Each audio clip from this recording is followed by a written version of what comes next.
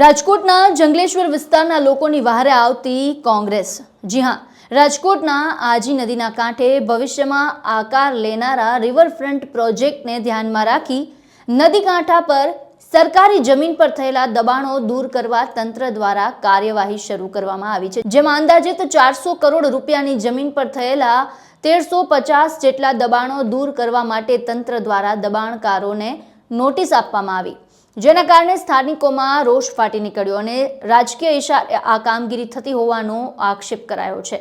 જો કે હવે દબાણકર્તાની વારે કોંગ્રેસ આવી છે અને આગામી 26 ડિસેમ્બરને શુક્રવારના રોજ જંગલેશ્વરથી કલેક્ટર કચેરી સુધી રેલી યોજી વિરોધ સાથે ઉગ્ર રજૂઆત પૂર્વ ધારાસભ્ય ઇન્દ્રનીલ રાજ્યગુરુની આગેવાનીમાં કરવામાં આવશે। રાજકોટના પૂર્વ ધારાસભ્ય ઇન્દ્રનીલ રાજ્યગુરુએ જણાવ્યું કે જંગલેશ્વર વિસ્તારમાં ગેરકાયદે દબાણો દૂર કરવા તંત્રએ જે નોટિસ પાઠવી છે અને ગરીબોના મકાન પાડી દેવાની તૈયારી કરી છે તેને સાખી લેવામાં નહીં આવે। મંગળવારે જંગલેશ્વર વિસ્તારમાં જે રહેવાસીઓને નોટિસ મળી છે તેમની સાથે એક મીટિંગ યોજી ઉગ્ર રજૂઆત અને વિરોધની ચીમકી ઉચ્ચારવામાં આવી, જેમાં આગામી 26 ડિસેમ્બરને શુક્રવારે બપોરે 12 વાગ્યે મહાદેવ હરના નારા સાથે રેલી શરૂ કર્યા બાદ જિલ્લા કલેક્ટર અને પોલીસ કમિશનરને લેખિતમાં રજૂઆત કરવામાં આવશે। શું કહ્યું હતું કોંગ્રેસ નેતાએ તે સાંભળો। આપ સૌને આવકારું છું। ગુજરાતમાં થોડા સમયથી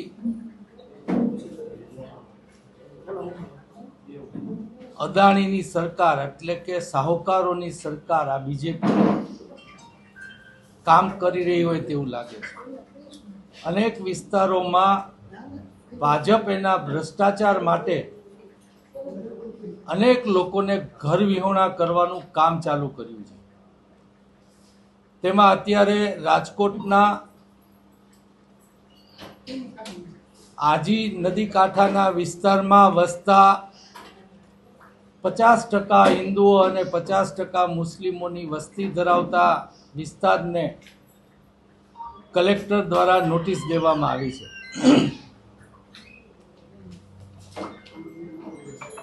ગુજરાતના લોકોએ સમજવાની જરૂર છે, ચાહે એ ગરીબ હોય, મધ્યમ વર્ગના હોય કે સુખી સંપન્ન હોય। બીજેપીના ભ્રષ્ટાચારમાં તમારું મકાન કે તમારું ફેક્ટરી કે તમારી ઓફિસ કે જે કાંઈ નડતું હશે એ ચાહે દસ્તાવેજવાળું હોય તો પણ પીપીપી યોજના દ્વારા અનેક લોકોના દસ્તાવેજના મકાન હોવા છતાં અનિચ્છાએ ખાલી કરાવી અને ભાજપે તેના ભ્રષ્ટાચાર માટે લોકોને પરેશાન કર્યા છે એ સૌ જાણે છે। ત્યારે ગુજરાતની પ્રજા જાગૃત થાય। ગરીબ માણસ છે એ રાજકોટ શહેરમાં કે કોઈ પણ શહેરમાં જાય ત્યાં મજૂરી કરે છે। એ શહેરના વિકાસનું એટલે કે એનું ચણતરથી લઈ બીજી ત્રીજી મજૂરી આ છે તે છે બધું જ ગરીબ માણસ દ્વારા નિર્માણ થતું હોય છે। એના વગર શહેરનો વિકાસ શક્ય નથી હોતો। તે લોકો એમની રોજી રોટી એટલે કે 2 સમયનું ખાવા માટે શહેરમાં આવે અને ત્યાં 30-40 વર્ષથી રહી અને શહેરના વિકાસના ભાગીદાર બન્યા હોય એ લોકોને આજે 40-50 વર્ષે એની 25 વાર જમીન જે એક સામાન્ય માણસનો આ દેશના માલિક તરીકે કમસે કમ અધિકાર ગણવો જોઈએ તેને પણ કાઢી અને એને ઘર વિહોણા કરી અને એની રોજગારી એટલે કે એ લોકોનું 2 સમયનું ખાવાનું જેના ઉપર આધારિત હોય છે એ પણ છીનવવામાં ભાજપ સરકારને શરમ નથી આવતી। લોકો મરે, ટીઆરપી કાંડ હોય, મોરબી હોય, સુરત હોય, બરોડા હોય, લોકો મરે એનો વાંધો નથી, લોકો ઘર વિહોણા થાય એનો વાંધો નથી, પણ ભાજપને એનો ભ્રષ્ટાચારને રૂકાવટ ન આવે, અદાણીઓ ઊભા થાય અને એના કમાવ દીકરા બને, આ માનસિકતા ધરાવતા ભાજપને યાદ અપાવવા માંગીએ છીએ કે આ ગુજરાત છે વેપારી માનસિકતા ધરાવતું આ ગુજરાત ગાંધીજીને અને સરદારને પણ જન્મ આપી શકે છે, ભાજપવાળાએ ન ભૂલવું જોઈએ। ત્યારે આ અમે એક મહારેલીનો શુક્રવારે તારીખ 26ના રોજ બપોરના 2 વાગે મહાદેવના નારા સાથે કૃષ્ણા ચોકમાંથી અમે આયોજન કરેલું છે. એ મહારેલી અમારે થોડા કિલોમીટર ચાલશે અને એક પ્રતિનિધિ મંડળ કલેક્ટરને અને પોલીસ કમિશનરને આવેદન દેવા જશે. આ તકે તંત્રને અને પોલીસને બંનેને વિનંતી કરવા માગું છું, ભાજપના કોઈ આગેવાન હોય કે કાર્યકર હોય એને પણ વિનંતી કરવા માગું છું, સિસ્ટમનો ભોગ આજે તમે કાલે બનશો, કાલે તમે નહીં બનો તો તમારી પેઢીના લોકો બનશે. સિસ્ટમ જે ઊભી થઈ રહી છે અમુક લોકો માટેની જ, એમાં તમે બીજા લોકોમાં આવો છો. આ ભાજપને સમજો, આ ભાજપની નીતિ રીતિ કરનારાઓને સમજો, એવી હું તંત્રને, પોલીસને અને ભાજપના આગેવાનોને હું વિનંતી કરવા માંગુ છું. પહેલા પૂછી લ્યો એટલે પછી મને જવાબ દેવા દેજો. આ શું પૂછ્યું કે હજી ફરી વાર કહી દો. તમને એ જ કહું છું, 1300 લોકોને નોટિસ. ત્યાં 1300 લોકો નહીં, લગભગ 20 બૂથ આવે છે. મારી દ્રષ્ટિએ ત્યાં 25,000 લોકોનું રહેણાંક છે અને એ 25,000 એટલે કે 5,000 મકાનો હશે. લિસ્ટ કરવામાં પણ ક્યાંક મકાન દેવાનું આવે તો ઓછા દેવા પડે એ માટે ઓછા લોકોની નોંધણી થઈ હોવાની શક્યતા એમાં પૂરી છે. 25 વારની જગ્યા એ આમ ભારતીય વ્યક્તિ જે આ દેશનો માલિક છે એનો કમસે કમ અધિકાર માનવો જોઈએ, આવું અમે માનીએ છીએ. સુંદરભાઈ, શું આપણે જ્યારે આવેદનપત્ર આપશું, શું સરકાર પાસે માંગ છે, તંત્ર પાસે શું માંગ છે? તંત્ર પાસે અમારી માંગ અમે આવતા દિવસોમાં એ કહેશે તો અમે મૂકશું કે આનો ઘણા બધા વિકલ્પો છે. એ લોકો ઘર વિહોણા ન થાય, વિકાસ પણ થાય, એવા ઘણા બધા વિકલ્પો હોય છે. પરંતુ આ લોકોને એના ભ્રષ્ટાચાર માટે જ કામ કરવું હોય છે માટે, અને પોલીસનો અને તંત્રનો દુરુપયોગ કરવો હોય છે. એ મોટી મુશ્કેલી છે. તમારી જે લડત રેલી કાઢ્યા પછી કઈ રીતે રહેશે? કેમ કે રેલી કાઢવાથી કદાચ તંત્ર માને ન માને તો આગામી શું કાર્યક્રમ રહેશે? અમે આ આંદોલન ગુજરાત વ્યાપી કરવાના છીએ અને મને વિશ્વાસ છે લોકો જ્યારે જાગે, ઇન્દ્રનીલ રાજગુરુ માગે કે કોંગ્રેસ માગે ન મળે બની શકે, પણ લોકો જ્યારે એનો અધિકાર માગે ત્યારે ગમે એવી ભલભલી સરકાર હોય, એ ચાહે ભલભલો કલેક્ટર હોય કે ભલભલો આગેવાન હોય કે એ ગમે એવી ખુરશી ઉપર બેઠો હોય, એને લોકોનો અવાજ સાંભળવો પડે અને આનો અવાજ સંભળાશે જ અને આખા ગુજરાતમાંથી અવાજ ઊભો થશે. જીતેન્દ્રભાઈ, કેટલાક લોકો કાયદાકીય લડત માટે પણ ગયા છે કોર્ટમાં. કોંગ્રેસને સમર્થન આપશે કાયદાકીય રૂપથી કોઈને મદદ? કારણ કે આ તમે કહો ખૂબ નાના માણસો છે. અમે એને સંપૂર્ણપણે ટેકો આપીએ છીએ અને કાલ સવારે કોઈ મધ્યમ વર્ગના પીપીપી યોજના ઉપર પણ આ લોકો કરશે. બસ સ્ટેન્ડ વેચ્યા, તમને અગત્યની જગ્યાઓ વેચી, પીપીપી યોજનાના નામે ભ્રષ્ટાચાર માટે કરે છે. આવું જ્યાં કંઈ થશે ને જ્યાં લોકો અમારી પાસે આવશે ત્યાં અમે ચોક્કસ એમની સાથે રહીશું. તમે જે મીટિંગ કરી હતી, તમે એમાં તમારો વિડીયો પણ વાયરલ થયેલો છે કે 30 ગાડી લઈને આવ્યા હતા, 300 ગાડી લઈને અમે જાશું. શું કાર્યક્રમ તમારો આક્રમક છે આગામી દિવસોની? નહીં, અમે એવું કહ્યું હતું કે 30 ગાડી લઈને નોટિસ દેવા આવ્યા હતા, 300 ગાડી લઈને આવે તો પણ અમારી રેલી નીકળશે. અને પોલીસ કમિશનરને પણ આ તકે હું કહેવા માંગુ છું કે તમારી એક બદલીની બીકે મહેરબાની કરીને અમારી યારે સંઘર્ષમાં ભાજપ વતી ઉતરવાનું ટાળજો.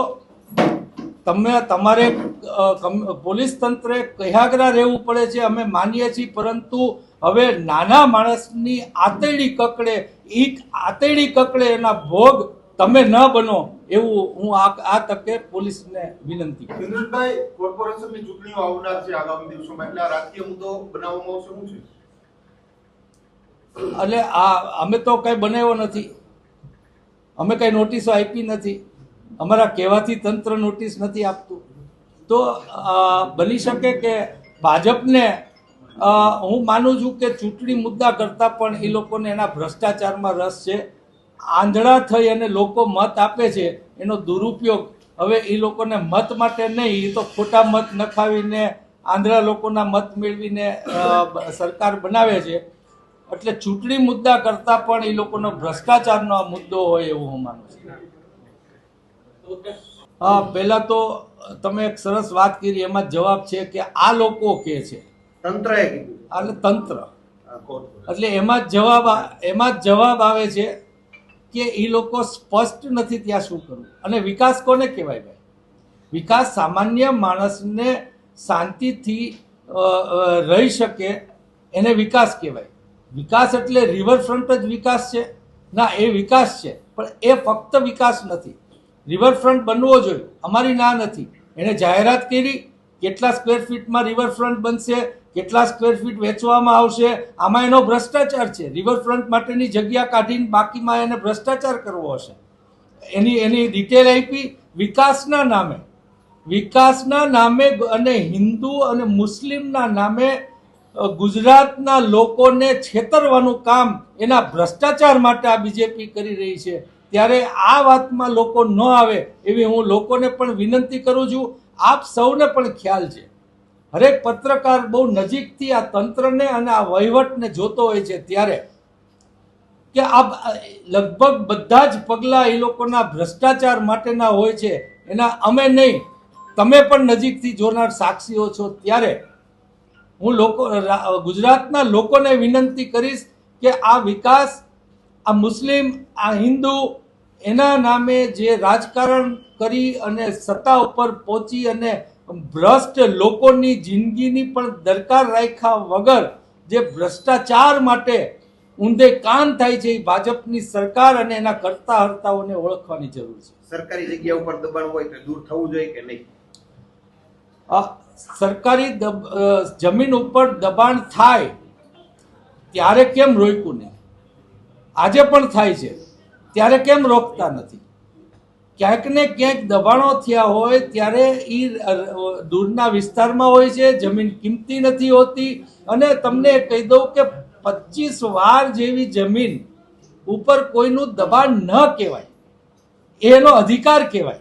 પણ એવા તો 1300 લોકોને નોટિસ છે ઇન્દ્રનીલભાઈ. એ 25 વાર જગ્યા ઉપર કોઈનું મકાન, 25 વારની જગ્યા નથી, એવા 1300. હવે તમારે જ પૂછ્યા કરવું છે કોઈ વખતે કે મારે હું આખો જવાબ આપી રહ્યો છું, મારો જવાબ પૂરો થવા દો. હું તમને પ્રશ્ન પૂછું છું ને ઇન્દ્રનીલભાઈ. આપો, તમારા પ્રશ્નનો જવાબ પૂરો થાય પછી મને આપો. તમે મને એમ કહો કે તમારા સિવાય કોઈ નહીં, તો હું પત્રકાર છું ને, એમને થોડો આવ્યો છું. બોલો, તમે મને એવી રીતે વાત કરો. બોલો. તો મેં તમને ક્યાં પણ કઈ મારો જવાબમાં વચ્ચે ના બોલો ને, એટલી જ મારી વાત છે. વચ્ચે હું એટલે જ ખાલી કીધું, મેં ક્યાં કઈ બીજું વચ્ચે ના બોલો એટલી જ મારી વાત છે. પૂછ્યું તમને નો પ્રશ્નો કહ્યું. તમારા- એવું ન હોય ને તમે કેવી રીતે પૂછો, એવું થોડું ઇન્દ્રનીલભાઈ પૂછો. ઓકે. અને આ જ્યારે હું બોલી રહ્યો છું ત્યારે આ સિસ્ટમ ઊભી કરવાનો એક ભાગ હતા એવા વિજયભાઈ રૂપાણી સીએમ પદે રહ્યા હોવા છતાં એની કઈ હદે અવગણના આ સિસ્ટમને લઈને થઈ હતી, એનાથી ભાજપના આગેવાનોએ, કાર્યકરોએ, આ પોલીસને પણ કેટલા પોલીસને મુશ્કેલીઓ પડી છે, અધિકારીઓએ કેટલા અધિકારીઓને આ સિસ્ટમમાં તકલીફો પડી છે, ભવિષ્યમાં કેટલી પડી શકે એની માનસિકતા યાદ રાખવાની જરૂર છે. આ રેલી દ્વારા અમે આંદોલન ચાલુ કરીએ છીએ. આ 25 વારનો અધિકાર કોઈનો ન છીનવાય એવી માનસિકતા લોકો કેળવે અને આ આંદોલન ન કેવલ રાજકોટ પૂરતું, આ આંદોલન ગુજરાત વ્યાપી બનશે કે જ્યાં ગરીબની આતરડી કકડાવવાનું આ કામ કરી રહ્યા છે એની સામેનું આ આંદોલન થશે. ઇન્દ્રનીલભાઈ, ખાસ કરીને આ જે ડિમોલેશન છે તે સરકારી જગ્યા ઉપર દબાણ અને આ જે રિવરફ્રન્ટ બનાવવા માટે કરવાનું છે એવું તંત્રનું કેવું છે.